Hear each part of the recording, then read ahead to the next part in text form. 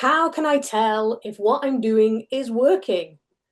Hey everyone, welcome to another episode of the Potent Productivity Podcast. I'm here with my co-host, Robert Quebecer. Hey Robert. And Hello. today we are talking about the question, how can I tell if what I'm doing is working? Because this is one of the foundational questions that people need to be able to answer with concrete confidence. Because if you can't answer this, then all those voices of doubt and all of that uncertainty creeps in. And if your brain is anything like mine, it needs to know where it stands at every single given moment. Otherwise, I find that very unsettling. And I know there's lots of people out there who feel the same too. I mean, you might even be one of them, Robert. You know, I will neither confirm nor deny. Mm. Yeah. So I think the thing for me in this situation is if you're looking at sales, for example, as your yardstick of how well your stuff is being perceived or received, then it can tell you a false story about what's working and what isn't working. And when you don't have a clear dashboard, you don't have a clear way of understanding what's being well received, what's creating action, what's potentially going to create sales, Hmm. then it's really easy to totally scrap something, thinking it's not working, and start again. You know, I mean, I totally remember that. I've done that so many times in my business life. Honestly, if there's a mistake to be made in business, I have made it. you know. So I've done this so many times with lead magnets and stuff like that. They just, I put it out there and nobody opted in for it. So you just think, oh well, nobody wants it, and that's a waste of time. I'll try something else. And you get stuck in this cycle of making things and never reaping the benefit of that. you know, and that's an awful lot of unpaid work.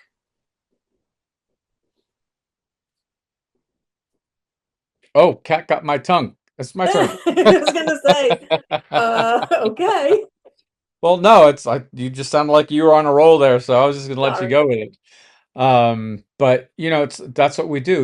We look for results and start over instead of, tweaking, but we don't put in measuring criteria, and I like the metaphor that there's nothing worse than failing a test you weren't planning on taking, and or you didn't even know that you were taking. So, in other words, it's like we set ourselves up for these very vague, very ambiguous expectations about what success looks like for us. We're not measuring it against anything credible. We're just measuring it to some vague expectation. Oh, well, no, it's not working. So we're just start over. It's all broken. Yeah, And so instead of having a methodology, a system that we're actually relying on, that is going to develop and build and measure our success. We have to be able to measure what's working, what's not working, and ask ourselves the question, well, why isn't it working? What would it look like if it were working? And things like that. So just really good basic coaching questions can help us significantly here. But I have, launched many ads and it's like, wait a minute, and like after like 12 hours, I'm like, hey, I haven't gotten the response I thought I should be getting. And I wasn't clear about the response I should be getting. I just had big expectations. And then, well, it's not, well, let's just start from scratch, throw the whole thing out and start over. yeah, No, we never want to do that. We always want to work with what we have yeah. and And I build think, it, tweak it, shape it, grow it. Yeah. yeah, absolutely. And it just reminds me of, you said the word expectation. Yeah. And oftentimes I think as solo entrepreneurs, we have this expectation that if we put something out there, people will just want it.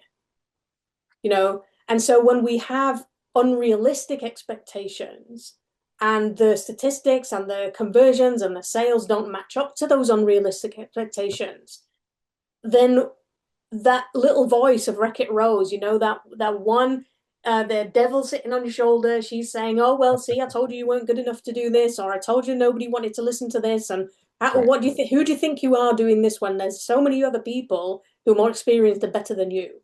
You know, and the more we get or we look at the wrong metrics, or we have unrealistic expectations because we don't have any benchmark metrics to look at, that story of not being good enough and all those little voices, they're so loud that it's impossible to switch them off.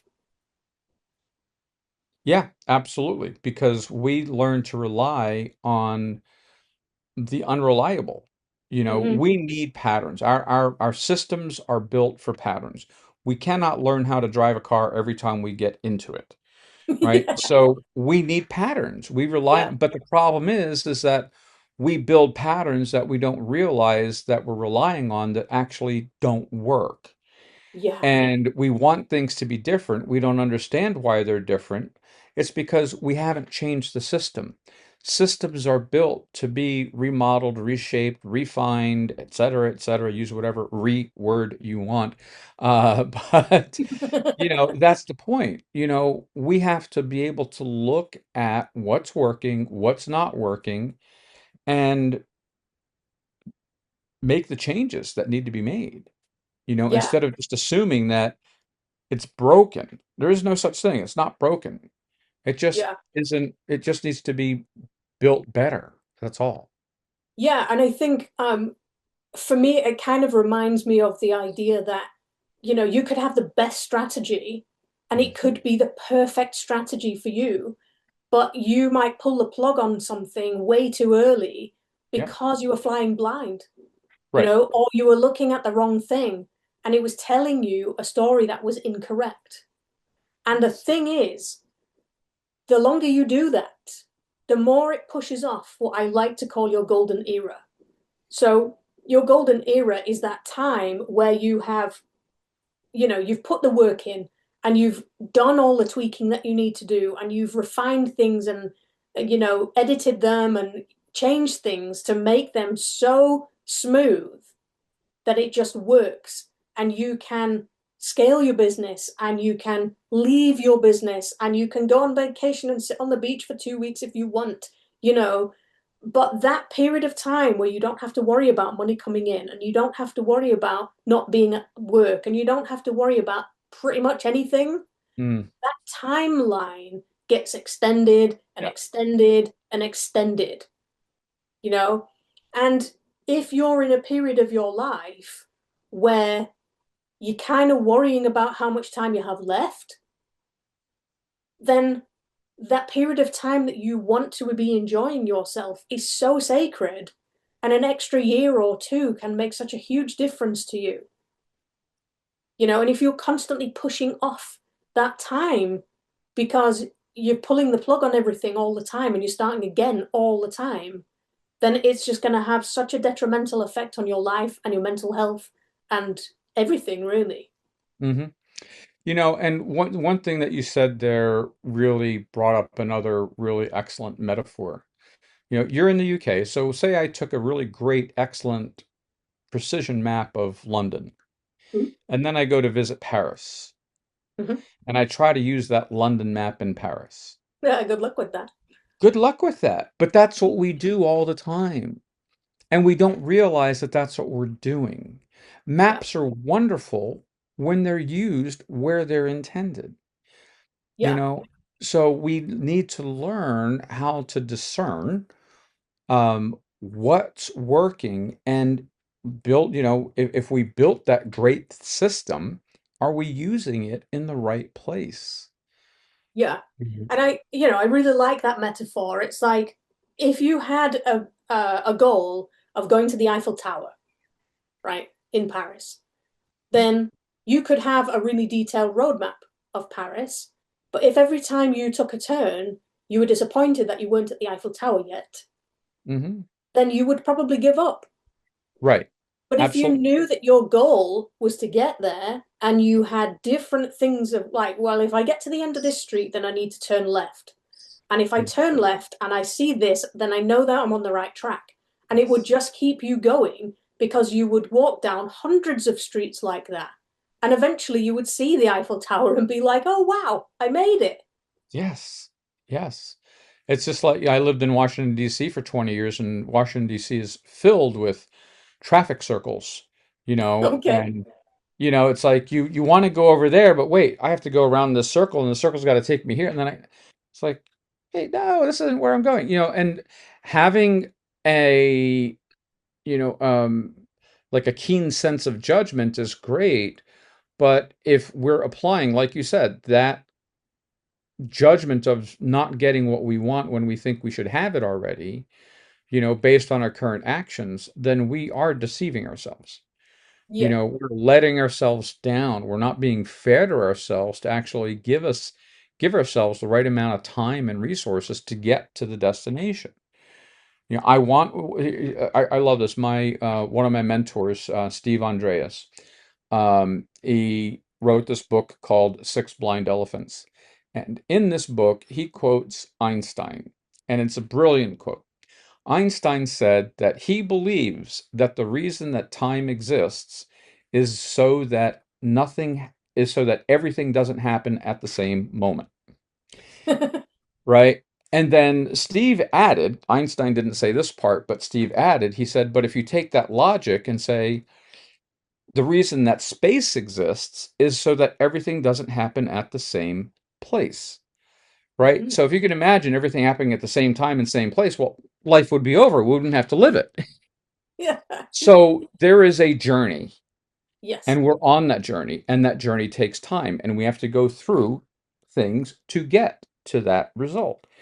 And I, as a business owner, have many times set myself up not just for failure, but for devastation, misunderstanding that there is a process, there is a system, there is a strategy, there is time, there are results, there are measurements, there are adaptations, there are changes. Yeah. All these things are required, but if I continue to use these things as negative judgments instead of opportunities, then yes, I'll set myself up. But if I use them as opportunities, knowing that every change I make is getting me closer, then Yes. I win.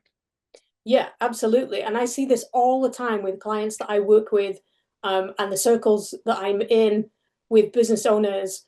They don't have the foundations of their business straight. And by that, Mm, I mean they don't have their trademarkable method or system or solution. They have a lifetime of experience that they don't know how to make into a cohesive business.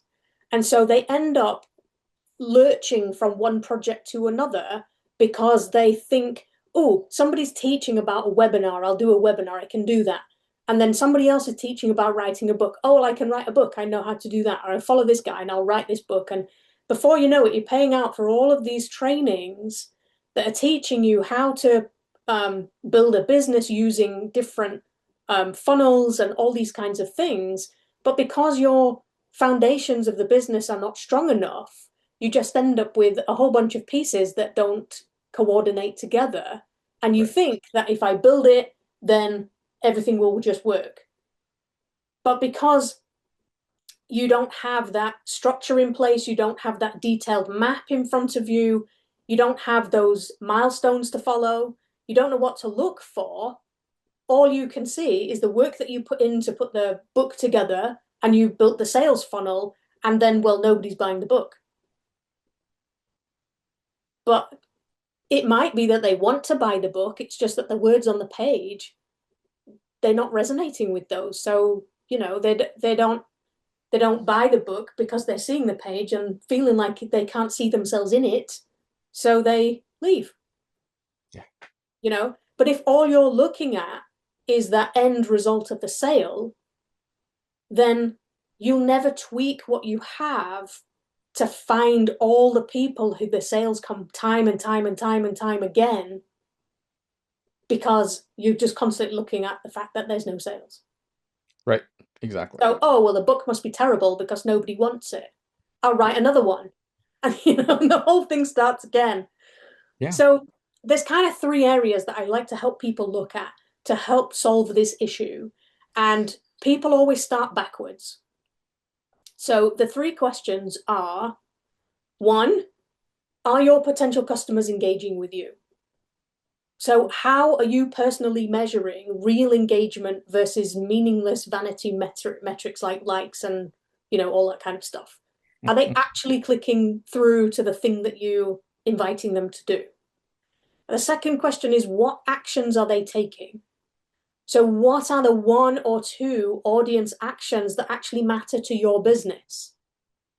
Because they might be clicking through to read a blog, but if they're not clicking through from the blog to the thing that you're selling or the thing that you're inviting them to opt in for, then, well, they can read the blog till the cows come home and they'll never become a lead or a customer, you know? But the final question, which everybody gets hung up on, which is why I say they always do it backwards, is what percentage of sales are you making? Yes. You know? And that percentage of sales often reflects on we kind of take it personally, as solo business owners, we're kind of like, oh well, nobody loves me because they're not paying me or they're not wanting my thing, but because we didn't look at the steps before and we didn't have that metric to follow, then how do you know that the conversation that you're trying to have with the people is something they care about talking about? And if you know for sure, because you've seen the metrics, that this conversation that you're trying to have with people is clearly resonating with them, then you can move on to the next stage knowing that that first stage is good. And you can keep talking about this thing and everybody's interested in it. You just have to tweak the next step to help them come with you on the journey, you know? But when we focus on the end and we focus on the sales, it's like, oh, well, they don't care about this because they're not doing this, Yeah. you know? So yeah, it's misaligned judgment completely, Mm-hmm. and you know, if I want to set myself up for success, then I have to learn how to ask really good questions. And Yes. that's why I became a coach. It's like it's because we learn how to ask different questions.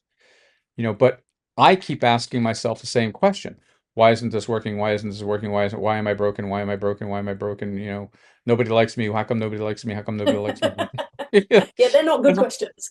these are not good questions. No, no, no, no, no, no, no, not at No. all. And so learning how to ask better questions gets us to see things differently, Yeah. and that's the whole basis of science. It's the whole basis of coaching. It's the whole basis of curiosity. Curiosity is our best gift. Oh my gosh. Yeah. Curiosity is truly, so when we're stuck, it's like we just learn to ask different questions to get us unstuck. Yeah. Curiosity is the way through that. Branding, one of the first branding 101, was to when you're looking at a product or a service and to ask all these questions. Well, what would happen if it were bigger? What would happen if it were smaller? What would happen if it were wider, taller, shorter? What would happen if it were this color, that color, the other color? So we just start throwing all these possibilities at it. And what that does is that extracts us from this little tiny box that we've been living in so that we can get that perspective to be able to take different actions so that I'm not asking myself those same bad questions over and over that keep me stuck. Yeah. And that's exactly what I did when I was treating injuries. You Yeah. know, I I was treating injuries through movement, okay? Because I went back to basics. When I couldn't find the answers that I was looking for, my body is too sensitive to have regular treatment. So, sports massage, stuff like that, my body is way too sensitive for that. And it always hurts more the day after than it did originally. And so it never really stuck, right? My body always went back to tightening up because of the pain and all that kind of Mm. stuff. So I had to find ways of figuring out for myself how to treat myself. And so I combined the movement that I had basically grown up with in the fitness industry I'd known all my life with new sports injury treatment skills that I had learned. And I basically created movements that were getting at the muscles that I wanted to on the table using my hands, but I was asking the body to move them instead. And so I would find that when somebody had pain, the only reason they had pain was because a joint didn't move properly.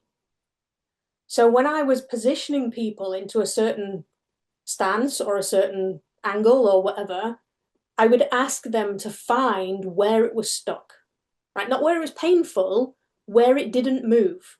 Mm. So they'd go to the point where it didn't move and they'd move differently.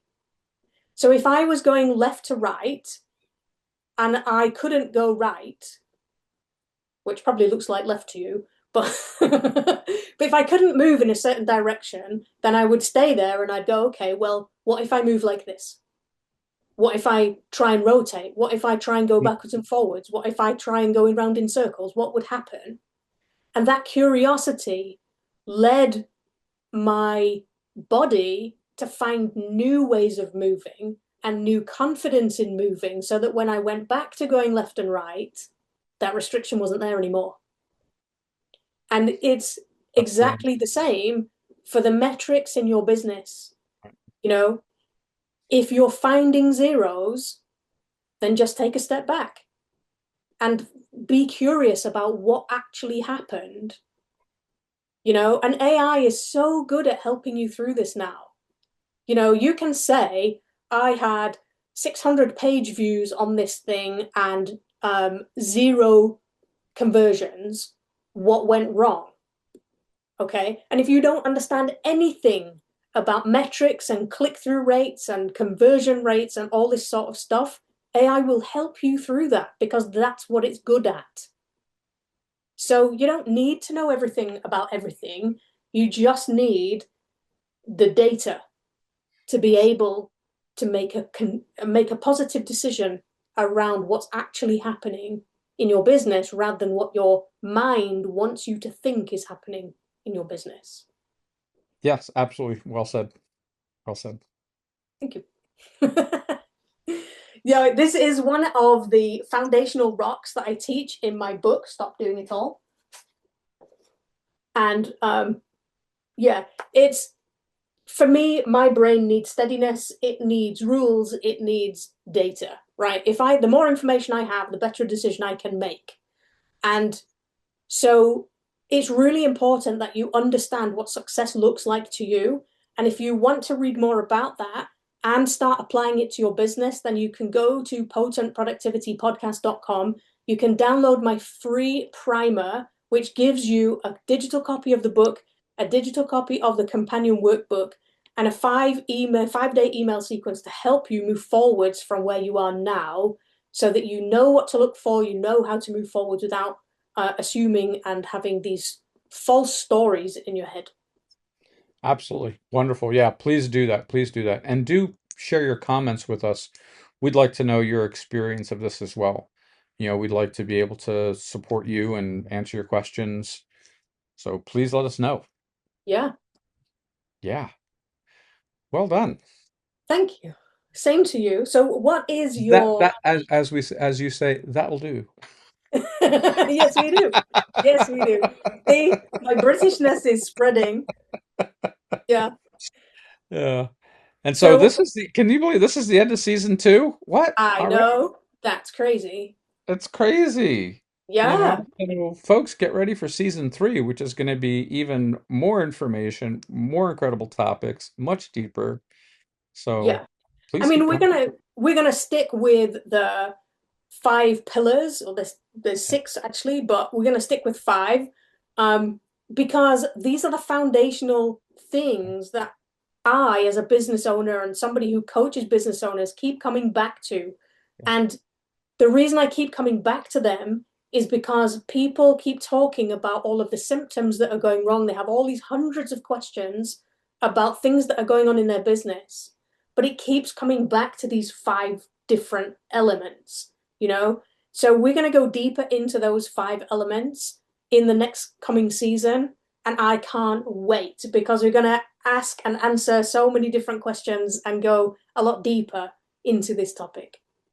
Fantastic. Can't wait. So until then, please leave us your comments. Please like us, subscribe, share, let your colleagues know. And Yeah. we look forward to seeing you next season. Yeah. See you then. Bye. Cheers. Welcome to the Potent Productivity Podcast, where we pull back the curtain and dive into the real emotional journeys behind entrepreneurship. We're your hosts, Sarah And Robert. And we know that building a business isn't just about crushing your to-do list or chasing overnight success. It's about navigating the ups and downs and unexpected turns that come with following your passion. We're not here to sell you easy wins or rehearse the same tired success stories you've heard 1,000 times. We're here to talk about the moments when enthusiasm is buried beneath a mountain of tasks, when self-doubt creeps in, and when you're not sure where your road leads next. So each week, we'll share raw conversations, real lessons, and practical strategies to help you reconnect with your creativity, build resilience, and rediscover what excited you about your business in the first place. If you're ready for honest talk, community, and actionable inspiration, you're in the right place. Let's get real. Let's reclaim your potent productivity together.